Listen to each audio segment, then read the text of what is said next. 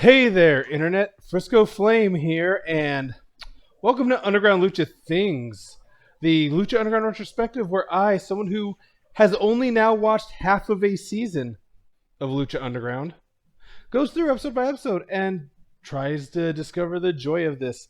And today is a very special episode because this is a kind of mid season review of sorts, but you know what? Joining with me, as always, the one, the only, Angie FN from Midcard Mana. Angie, how you doing? I am good. Thank you again for having me on this Lucha adventure. Yeah, so again, this is something that has been this thing has been very interesting to try to do because I never watched Lucha Underground until like now, and now that I'm watching it, I'm like, what took me so long? Because this has been really fun to do. And what we're going to do today is we're going to kind of talk about it. I'm going to bring up different aspects of the show to talk about. I'll give my thoughts, and then I'll let you give your thoughts. And then at the end of that, if there's anything we haven't covered, I'll let you also add on to that.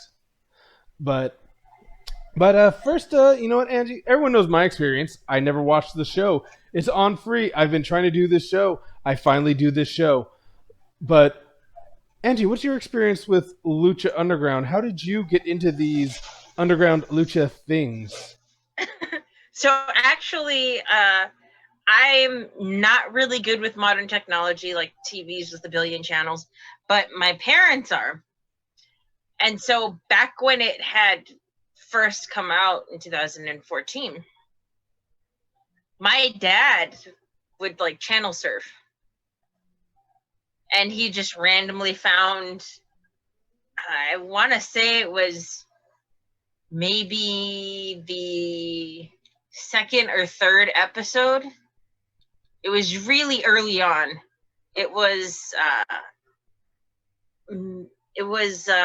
I think one of the first Mil Muertes matches, and I can't remember who it was against for that one, but my dad started watching it, and this was around the time where we started watching as a family wrestling a little bit more frequently.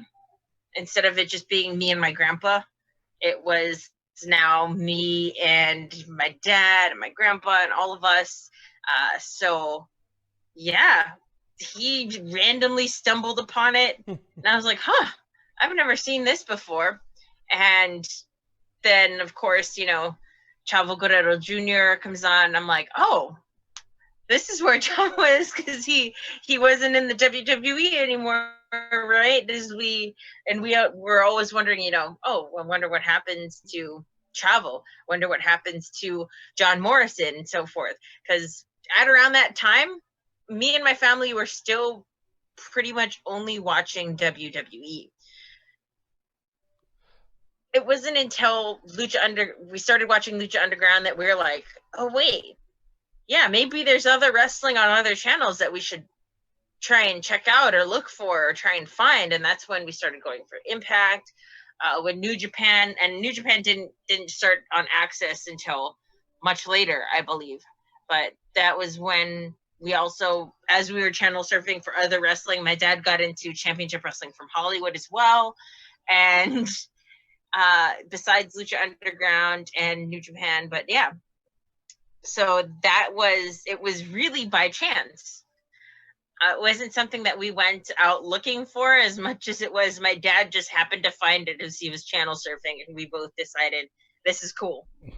Yeah, that's kind of interesting that Lucha Underground brought you to something like Impact that's been around since 2004. And True, but we never like went out looking, and honestly, I didn't get a computer with internet until I was like a junior in high school. And so at this time, I'm still really just like not used to going out and looking for fun things on the computer. It was mostly like, I need to type this paper, I need to do this. It's like, it was very Okay, let's be honest. inexperienced with that kind of stuff. Let's be honest. We're about the same age. You did you have a Zanga or a Live Journal? Which one were you? Both, both.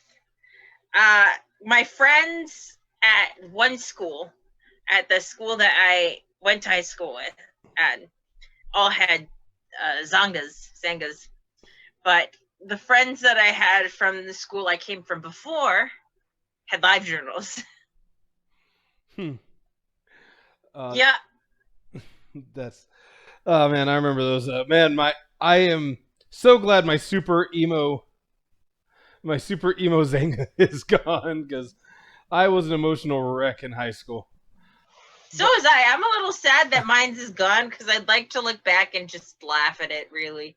But I archived mine at one point, and I like was fair. And a couple years ago, they were about to go out, and they allowed you to archive it. So I think I archived mine, but I have no idea where it would be. But anyway, that is enough. That is enough about our emo high school experience. Let's talk about the presentation of this show first. This is one of many factors I'm going to talk about. I want to minute really five. I'm talking about five factors here: the presentation, the writing, the wrestlers, the wrestling, and the cons of the show. And then I'm going to have some predictions at the end. But so first off, presentation. This is the most unique of any show I had seen until its time. Like I can see where other things like there's an Australian promotion called it was Underworld Wrestling that I can see pulled a lot of this kind of aesthetic.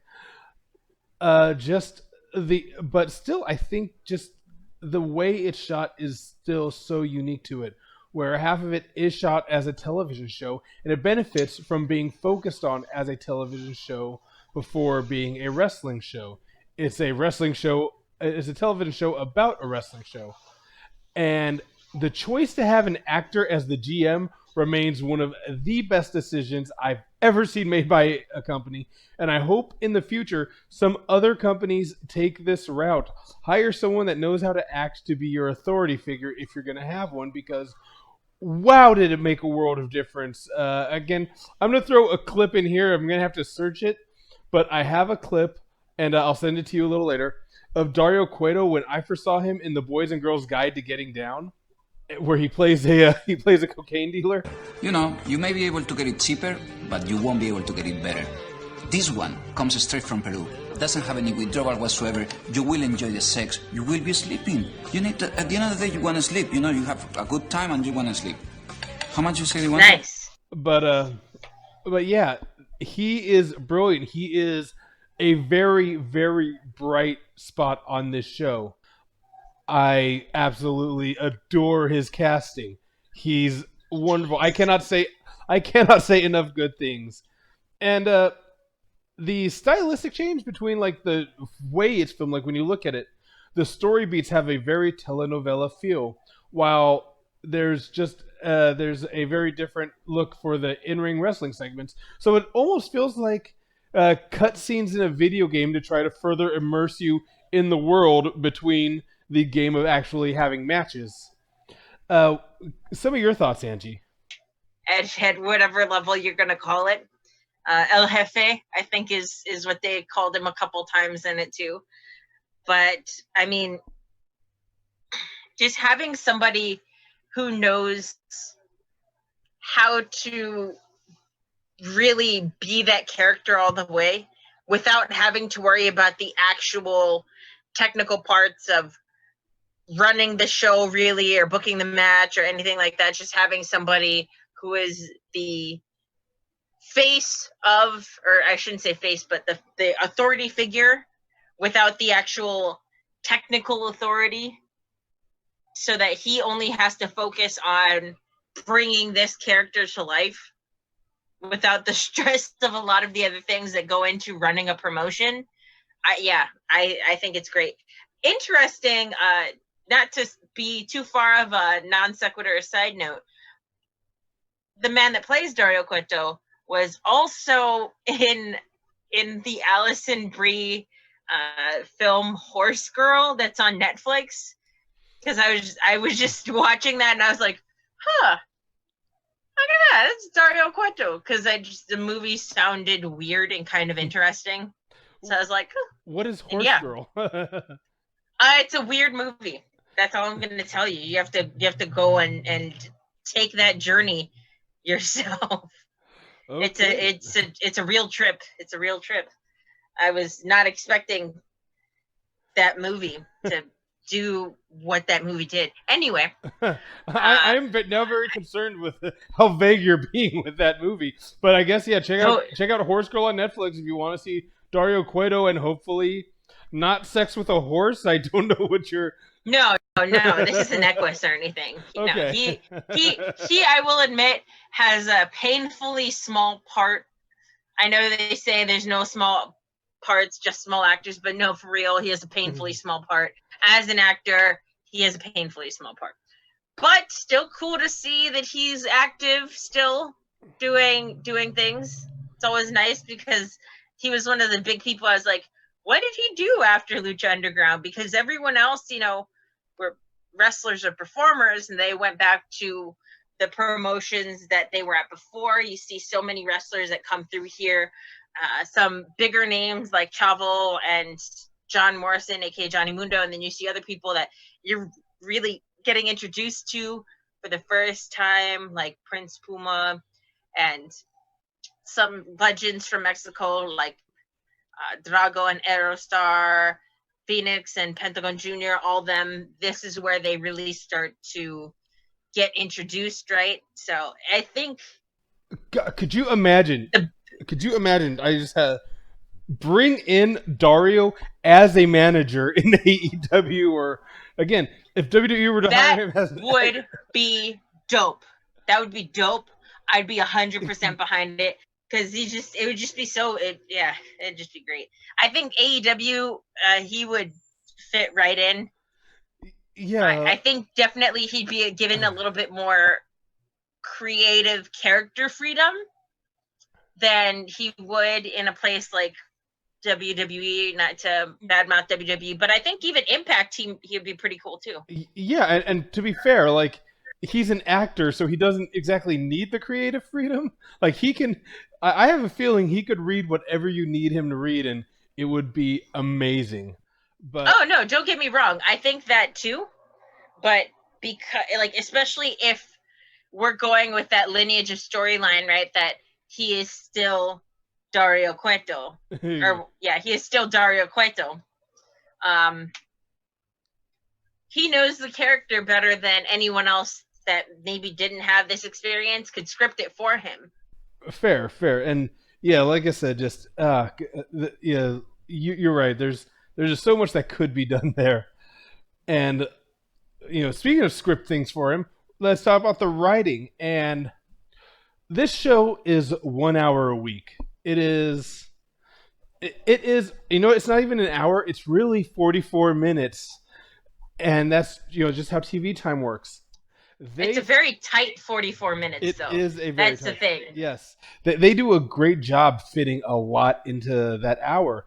And they're doing a good job of interweaving the storylines. When we say telenovela, we're not kidding. This thing is written very much like a flowing Spanish soap opera, so that sure, you get a little bit of a mystery, but they keep you wanting for more because they're only just leaving breadcrumbs, trails, like the way they built with Katrina, Mill, and Felix, for an example, in this first few episodes of what they're doing with Son of Havoc, Ivelisse, and Angelico.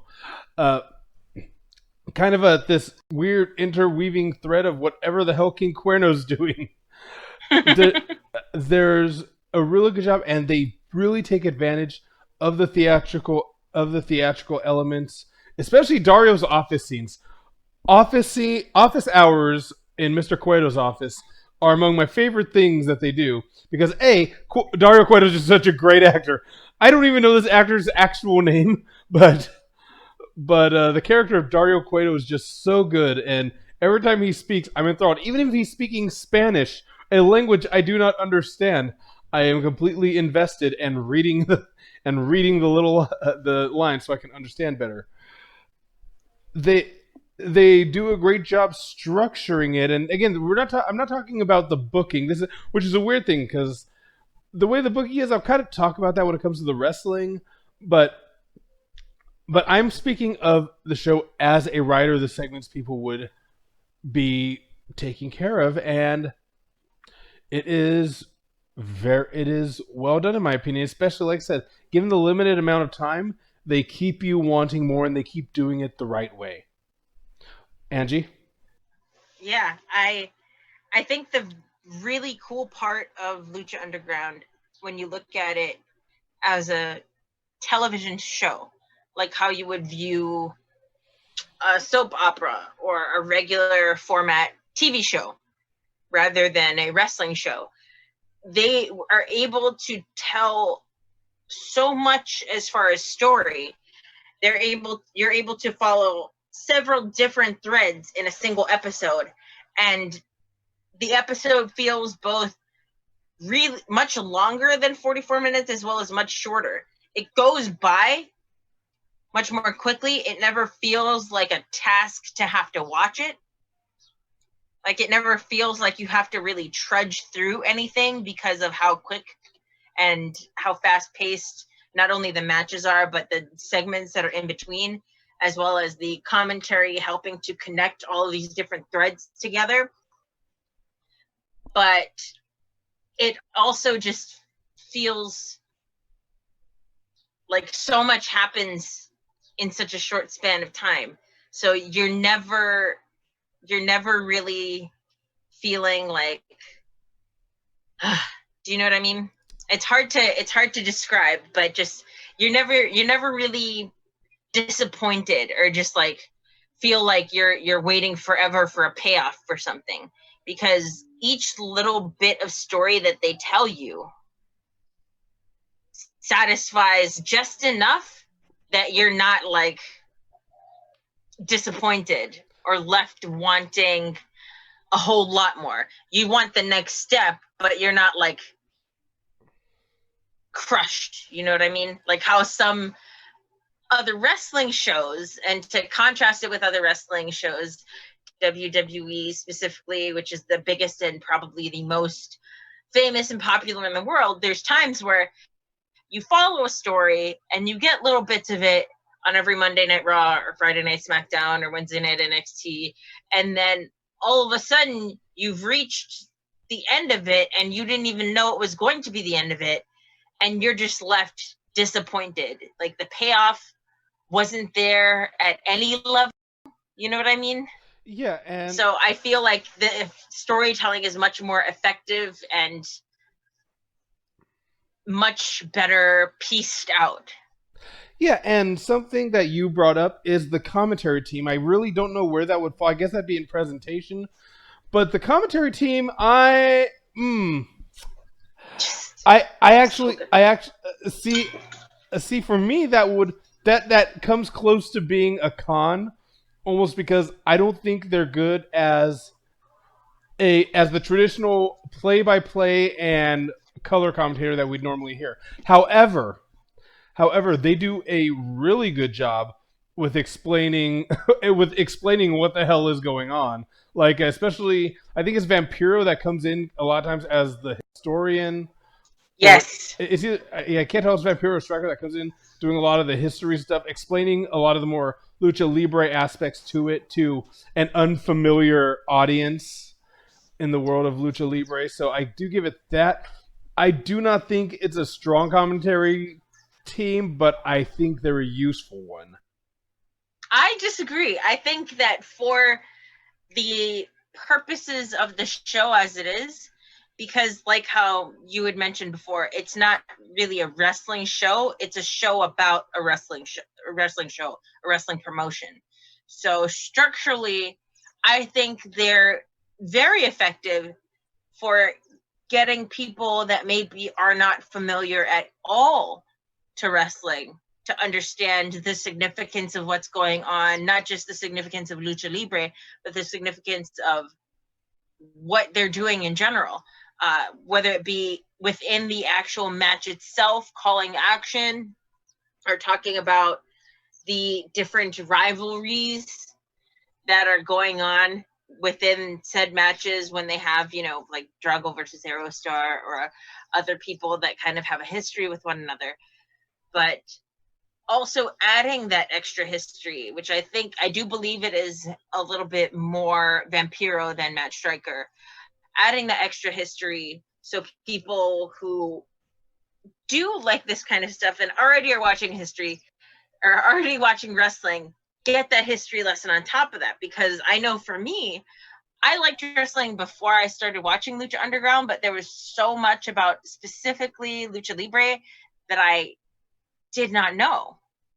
And I had only heard bits and pieces here and there, but there was still a whole lot of history and significance that I didn't quite understand or wasn't quite as clear to me until Vampiro and Matt Striker would talk about it. And Matt Striker also, and Vampiro too, they're both great as far as color commentary and just the kinds of comments that they make during matches just absolutely kill me sometimes. I would just be totally thrown off. And to me, I think that's a win. I like a good pullback note. I'd rather them be over the top than be, I don't know, restrained. Because the more crazy and outlandish and loud and brash they are, I feel like it adds so much because you get that sense of they're really enjoying this. They're really excited about doing this. This is fun for them.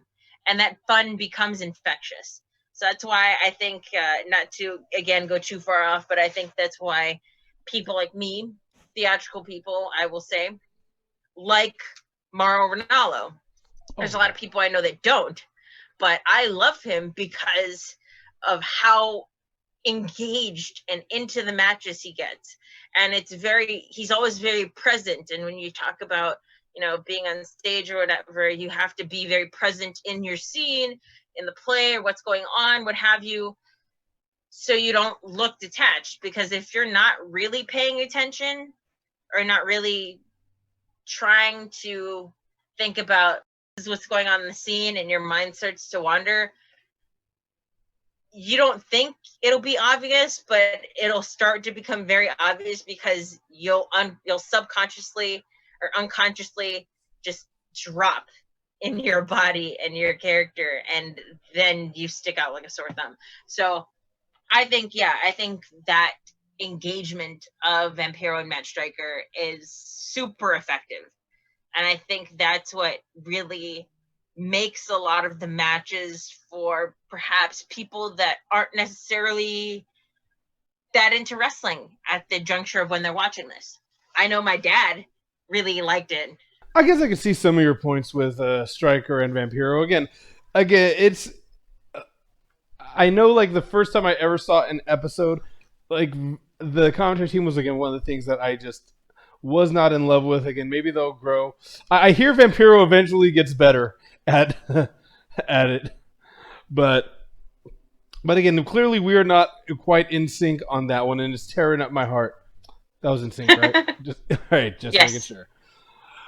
Now the wrestlers, let's get it. You can't have a wrestling show without wrestlers. Then there's an eclectic mix here. It's very interesting because it does open up a whole new world of luchadors, people that I have not known, such as Aerostar, Drago, bringing in Tejano, getting Superfly even. These are people that I would not have been familiar with. I would have only slightly heard of Pentagon Jr. or Felix.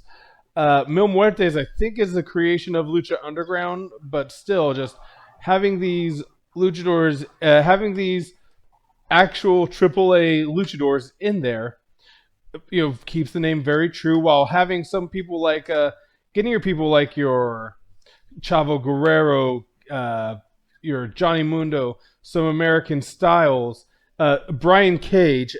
This company also went and found new talent. I mentioned Brian Cage. This company went and found not even new talent, but underutilized talent, and brought them in while having some of the veterans there to help them through. Blue Demon, I didn't mention. The first match of Lucha Underground.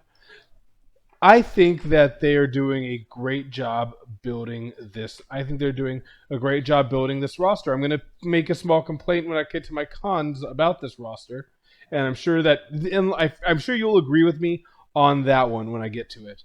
But so far, even having the guys on the enhance, even having the guys who are the enhancement, there you're getting a lot of the SoCal guys or even NorCal guys, SenCal guys. You're having a lot of people that haven't had a chance. Oh, even rebuilding Ezekiel Jackson as Big Rick. Yes. That I think has been one of the best moves they've done.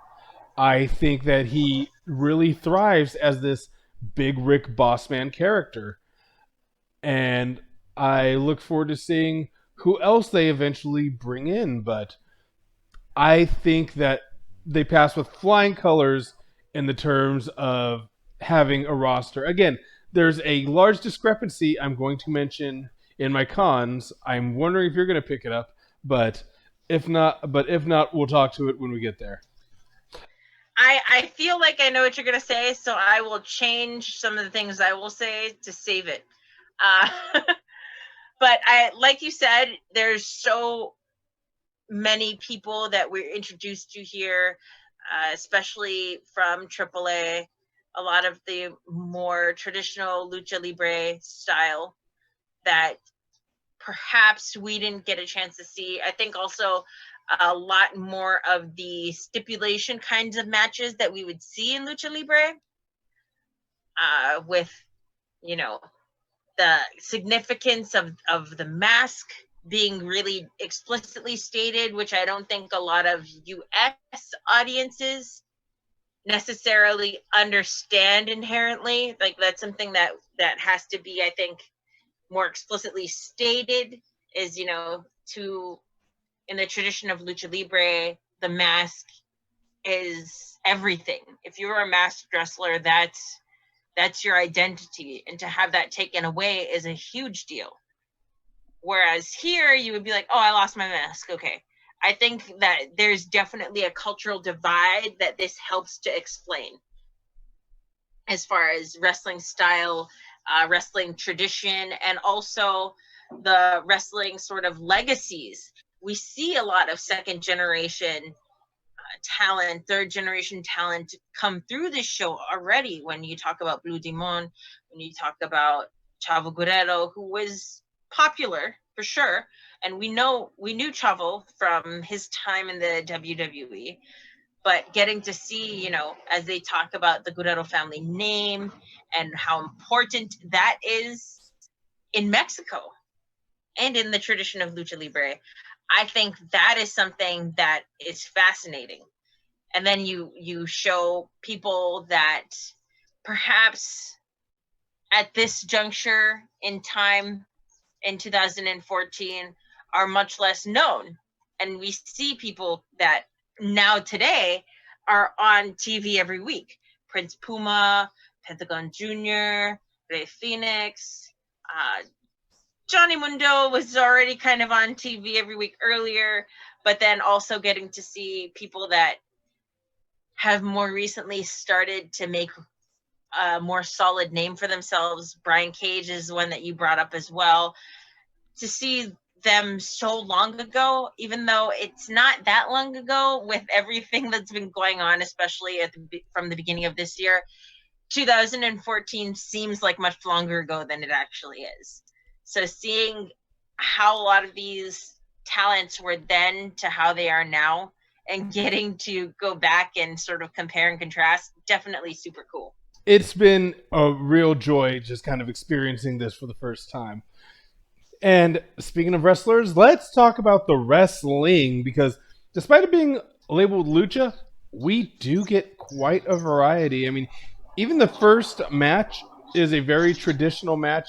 That the first match we saw on this show, which was Blue Demon versus Chavo Guerrero Jr., was not a traditional. I mean, it was a traditional thing.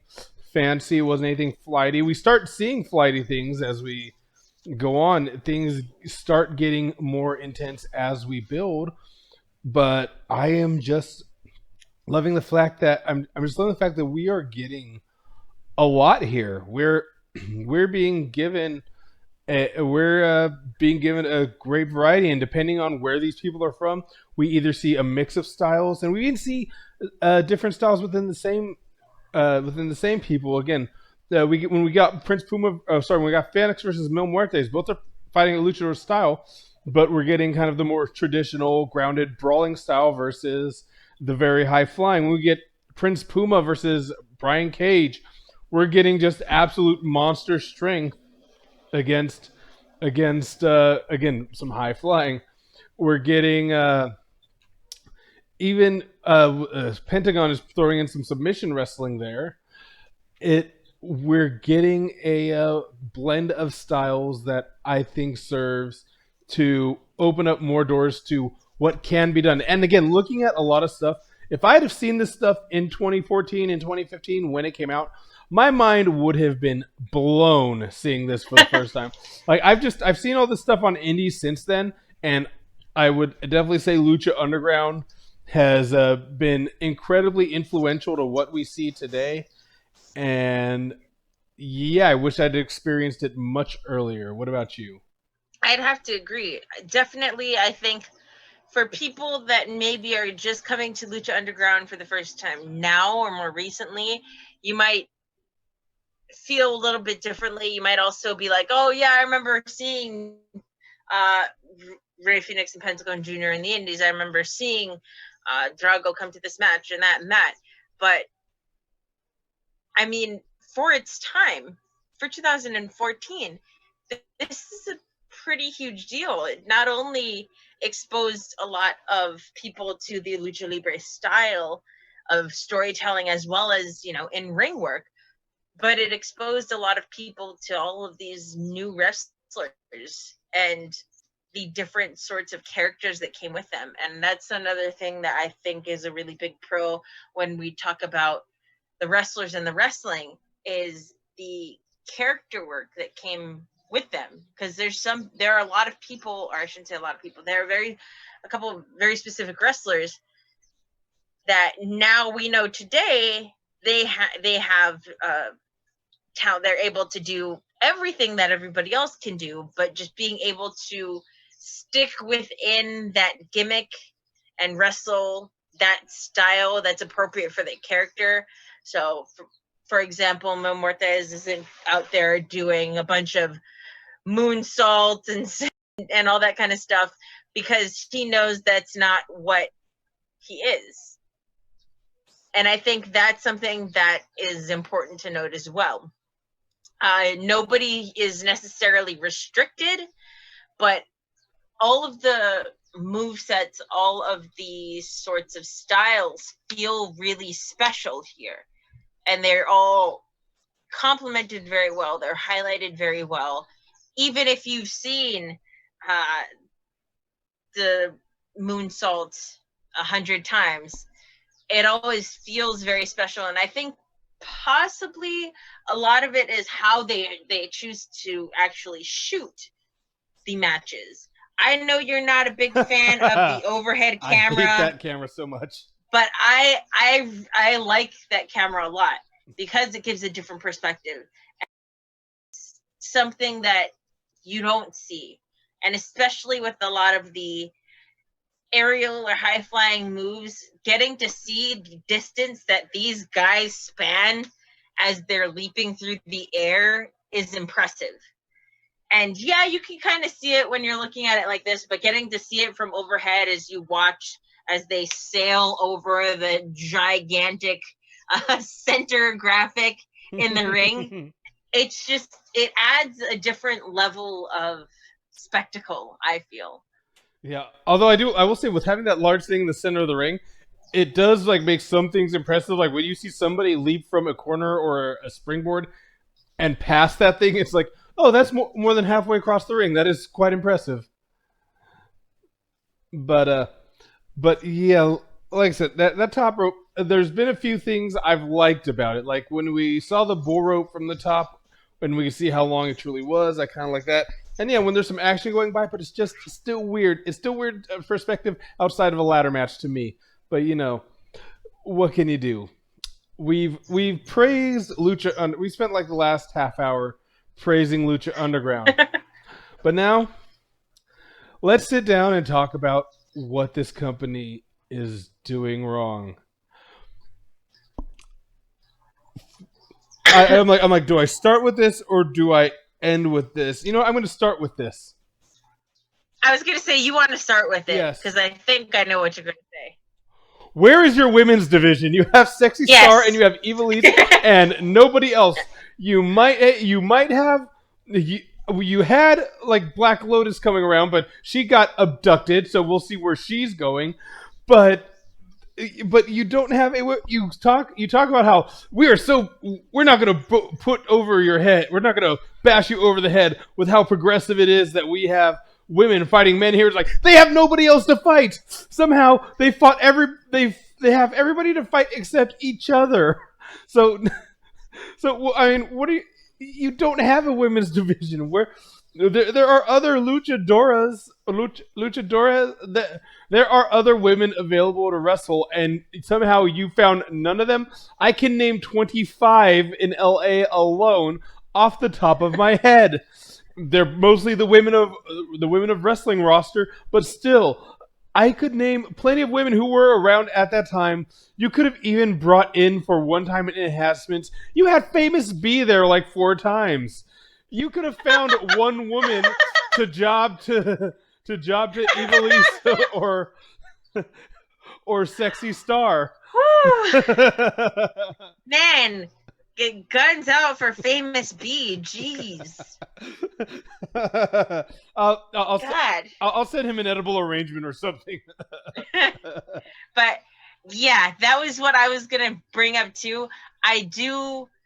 On one hand, I do like that the emphasis is that these fighting dudes, because that's always kind of been what I've been about in my life.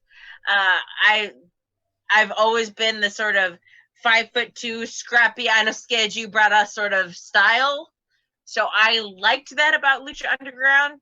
But then when you take a step back and you look at their roster, you list off all these names, and then you think about, oh yeah, and also Evilise and Sexy Star, who are both actually pretty well featured, all things considering. But then when you look at the roster as a whole, it's sort of like, wow, there are really only 2 women that are actively competing in the ring. Because I don't necessarily count Katrina right now. Right, and Black Lotus has only been there in vignettes. So yes. So yeah, like that was the number one thing that like that stuck out. Like yeah, I knew it. I knew that was what it was gonna be. You know, I love my Joshi Proresu. Well, I mean, just not even specifically Joshi, but I mean, the fact that you have these 2 really talented women in Evilise and in Sexy Star, and both of them on pretty much the opposite sides of the spectrum. Sexy Star being the sort of never say die underdog, fearless face, and Evilise, who repeatedly calls herself the baddest bitch in the building. You know, and both of them are tough and badass, and to me could fearlessly take on any guy that they come across. And that's not that ain't for nothing. But yeah, then it's sort of like there's only 2 of them that are actively wrestling, because Katrina is more of a manager. Yeah. Although I do like her sort of bruja style. But yeah, I'm looking forward to seeing more of what's going on with her. But yeah, and then like you said, and then Black Lotus is gone. So yeah, women's division. Where are you? That was like the thing that stuck out like a sore thumb. And speaking of divisions, tag division. Like I've seen you have tag team matches, but you don't really have any tag teams. It just seems like, hey, you guys are getting put together. Let's go do things. So, and again, with the fact that the Lucha Brothers, I believe, came from, we got Phoenix and Pentagon Jr. there. I assume we're eventually going to get them tag teaming. That's just an assumption on my end. I don't know if they only started tagging in Impact. I don't know if they were doing it in Lucha Underground before. Again, I legitimately, this isn't a gimmick. I really do not know. but I'm gonna guess that there's gonna be a thing. I know that there's some kind of factions that come up, so we'll see if there's some kind of tag team division thing. But yeah, you really don't have that right now. At the same time, another con. I'm gonna give it this is kind of the final thing I think I had as a con.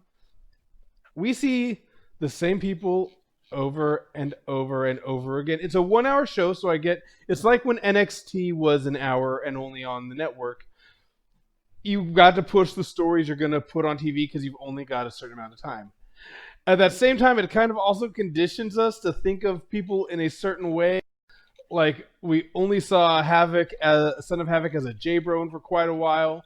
I don't expect anything out of Ricky Mandel. I don't expect anything out of Famous B once again. I don't expect anything if we're getting like Mascarita Sagrada in in there. I'm not a I don't really have a lot of people to be excited about because we're trudging the same path and I just thought of another Oversaturation. yeah, and I just thought of another con, but yeah, what's your thoughts on that? I'd have to agree. Uh, their roster is very interesting because it seems both so stacked as well as also so thin because it's been 20 episodes and yeah, we've seen a lot of people come in and out. We saw the battle royals and whatnot that had a couple other people featured as well, but the main storylines have all featured pretty much the same people. You have Sexy Star, you have Evil East and Son of Havoc and Angelico, and then you have the Crew and Big Rick. You have now Alberto El Patron and Tejano. You have Prince Puma and Conan. You have Cage. But then these are people, and you have Phoenix and Mil Muertes, but these are people that you see something for almost every episode. It might not be an in-ring match. It might be a promo. It might be a video package. It might be commentary bringing them up like, oh, you remember last time this is what happened, blah, blah, blah, blah, blah. So these are names that, yes, I do think that it's important if these are the storylines you're going to tell that you need that repetition because you don't necessarily know that the people that are watching this are tuning in at any time because it's more of a TV show instead of a wrestling show. You don't know how much they're going to retain. Wrestling fans will be very stoked. Be like, oh, yeah, you remember that match where they did this and that and this and that. And I think how we're used to watching wrestling primes us for remembering that sort of thing a little bit better than those that are more used to watching narrative storytelling in shows. I could be wrong, but I know that from the time I really started watching wrestling every week and trying to actually follow stories rather than just watching matches and liking the little bits and pieces I saw here and there of like characters and stuff. Like when I was little, I can't remember many stories because that's not what I was watching for. You know what I mean? Yeah, no, exactly. But as I got older, that was when it started being like, oh yeah, no, they were talking about this and this person's fighting with this, and then that one match they had a couple weeks ago, you remember they hit him with this, and that was important because of that. So I think definitely there is a sort of, I don't know if I want to say tone shift or code shift between how you watch a regular TV show for a story and just a story versus how you watch a wrestling show with the match and how the match becomes part of the story. So I think that's definitely something that both works as an advantage and as a disadvantage when you have so many people, but also so many people that you see every single week. For sure. And one thing I do want to call out here is we end up talking about matches. I wasn't going to bring up really a lot of booking. There's a booking decision that frustrates me beyond belief, and it is the booking of Brian Cage.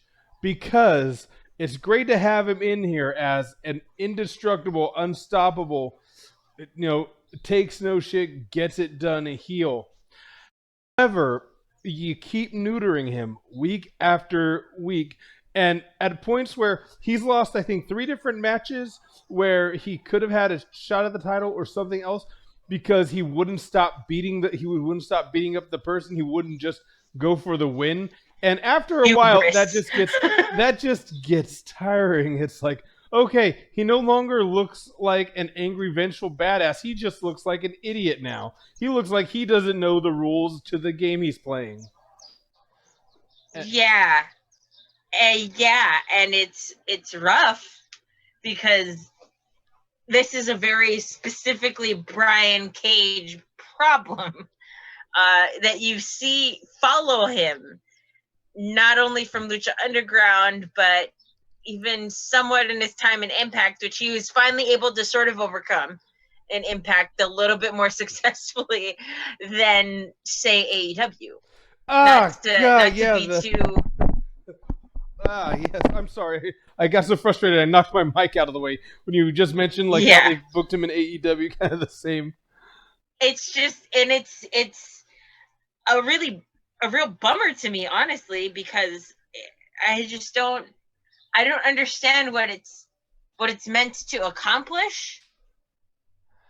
I mean, like, is it just some sort of genius sort of storyline or storytelling that I don't understand that other people do, because it plagues him in his career multiple times. And I don't think Brian Cage is a stupid man, but just sometimes how he's booked, it sort of leaves you wondering what it was all for. Yeah, it's frustrating, but you know what? Let's look to the future. Well, I will look to the future because you know what's going to happen. I don't. So I've got a couple predictions in here. The first prediction, obviously, is eventually they get more women. They've got to. There's no way. I know one person who was on that show. I know one person who was on that show personally. So that is a woman. So I know they'll get more women. I'm assuming they eventually get enough women to form a division or at least a regularly rotating cast of characters. We've got to get that Matanza debut sometime soon. I mean, they keep talking about him, and they need to further focus on Black Lotus and her people. Hopefully, some more international talent. I'd love to see some Japanese talent. I don't know if they did any work with New Japan, but that's a bold prediction. I think at some point they're gonna work or at least bring somebody in from New Japan because they've mentioned New Japan on commentary. So I'm not. Mm-hmm. So that's not going to be completely out of left field. And my big bold prediction is that the title is only going to change once, and that it'll change in the season finale. So yes, I think Prince Puma will have that title for 20 more episodes or 19 more episodes, and then we'll lose it. But I'm not confident saying to whom. But I think that they're going to really establish that as a strong title. But that's just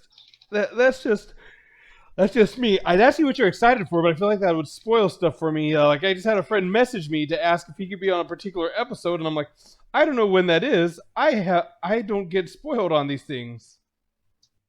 Oh, did he say something that happens in an episode? Yeah, kind of, because he should I just say what he asked? Sure. Well, in case you're watching, there's he's like, could I be on the episode when Pentagon fights Blank in a Blank match? And I'm like, let's see if I can let me see if I can show you real quick. I don't know if you can read that. I cannot read it. It's fine. Okay, but yes, it was. I'm just gonna. I can just forward it to you. But I just thought of that. But so that's been something spoiled for me that I didn't know was going to happen eventually. Ah. Yeah. I'm sorry. That makes me sad for you. But yeah, so yeah. Again, those are some of my thoughts. How has it? We'll finish off with this since I gave some predictions. How has it felt reliving this so far? Because again, this is my first time, and I've already given my thoughts of what I think so far. But how has it felt for you rewatching this? It's been really cool to sort of remember a lot of this stuff because there's been so many times, or there's been so many people, I guess I should say, that have come out of Lucha Underground that are now household names. I mean, you look at, for example, the Lucha Brothers. That's a great example. When you look at the Lucha Brothers, when you look at Rey Fenix and Pentagon Jr., now you see them every week or almost every week on AEW. But this is back when they were first really starting to show up in television in the United States. And then you also look at people like Angelico, who now we see teaming in the I was going to say in WWE, but in AEW with Jack Evans as the Hybrid 2. And this is the first sort of exposure that we get of Angelico. Interesting as a person who is from South Africa getting into wrestling. So you get a lot of that really sort of very global feel. Like these are people that come from all over the place to study Lucha Libre. So it must be something significant or important. So I don't know. I just really enjoy that. Yeah, no. It has been quite the experience. I'm glad I've had you along, and we've gone almost an hour. So I'll tell you what, guys. I'm gonna give you guys Friday off, like the teacher that Angie is. I'm gonna I'm gonna give you guys Friday off. So this went up on Wednesday. Friday, no show next week. We'll be back, continuing with the second half of the season. Enjoy yourself. You know what? Catch up. Go to tubi.tv and or check out one of our projects like Angie. Let them know where to find you. So I am part of a couple of different shows based out of Hawaii. First one is Midcard Mana, where we talk a lot about themes in wrestling. This week we talked a lot about the big surprises in New Japan after the New Japan Cup, stuff like that. And my other show that I'm featured as part of, Valley Isle Collective's Ringside, we talk a little bit more about the goofier side of wrestling, why the back rake is the best finishing move, what's your favorite entrance song, a lot of funnier stuff like that. And you can find me here on this YouTube channel if you're watching, youtube.com/Frisco Flame, or you can find me on Twitter as Frisco Flame. You could go to my shop, etsy.com/shop/Frisco Flame. I've got pins, including this Underground Lucha Things pin, and look, I just added non-binary and lesbian pins to my full Pride collection. I've also got my own masks, things like that, and I'm making masks for people that need them for COVID purposes. And you know what? Look up Underground Lucha Things on any podcast app. We're probably there, because if you're on iTunes or if you're on Spotify, and those are the ones that mainly matter, we're there. So go, follow, listen, watch, live, laugh, and love.